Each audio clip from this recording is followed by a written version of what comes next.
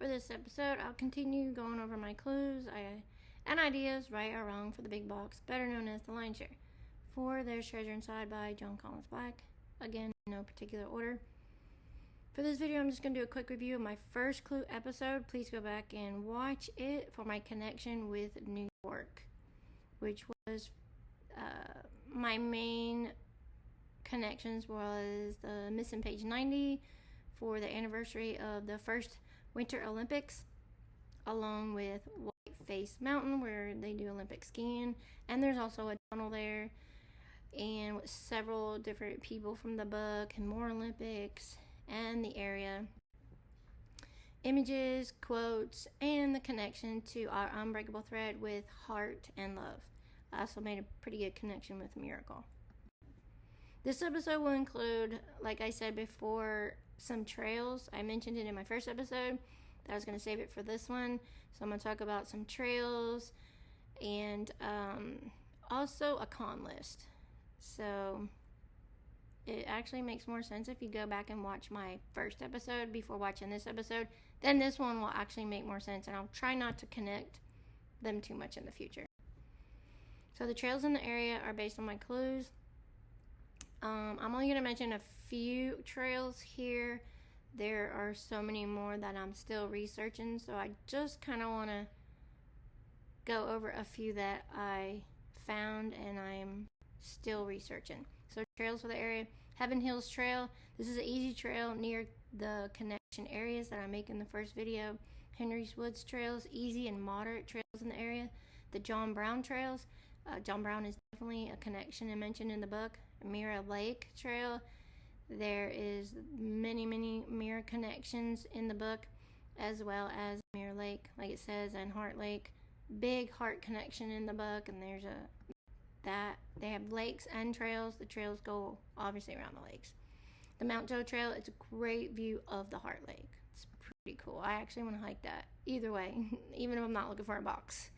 Copper Hill Trail, that's actually moderate trail with great views of all of the clue areas that I talked about. In the Lake Placid area, the Bounce Rock Trail, clues with rocks and the moonlight rock material. That's a really cool connection. If you should go back and definitely check that out with the moon rocks. And Whiteface Mountain, like I said before, the trails there have to do with the Olympic connections and the tunnel and the missing page 90. It's so many connections, it's crazy.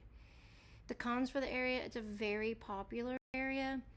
So JCB said in an interview that no one should just stumble on the box because he didn't put it where lots of people will go or stumble on it. So the clues should take you to specific places to find the boxes in a less populated area. So there are a lot less populated areas in New York, and I am definitely still researching that, but I just kind of wanted to show you what I came up against. There's also over 3,000 lakes there, which again makes that a very popular place. A lot of high peaks there, so several of the trails and the hikes there are considered hard because of high peaks, and I'm not really sure if JCB would hide it on a hard trail. I don't know, so I'm focusing more on the moderate or the easier trails and the less populated. Some trails cost money, actually. So JCB said that, unless things change, it shouldn't cost you any money to find the boxes. So, and then a lot of my trails unfortunately require a permit or it's on private property.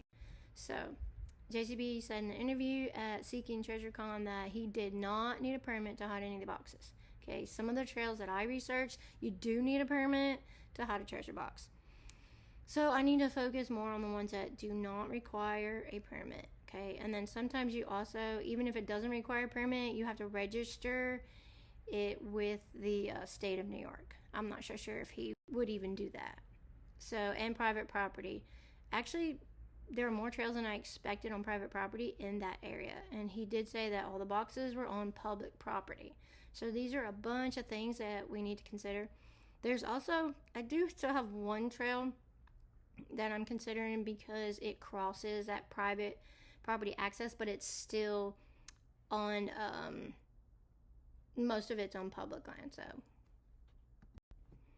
So the cons for the specific trails that I mentioned, and I just want to let you know why I'm doing the cons, because cons will help keep my confirmation bias in check.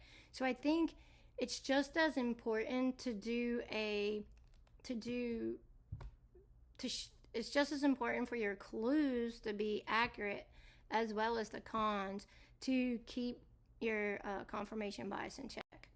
So these are the same trails that I mentioned earlier that were good connection trails. They're connected to my clues, but here's part of the problem with those. Heaven Hills Trail, private and permit required.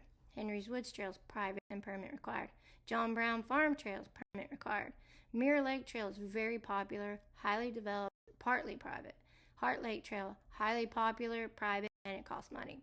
Mount Joe Trail, highly popular, private, and costs money. You see where I'm going?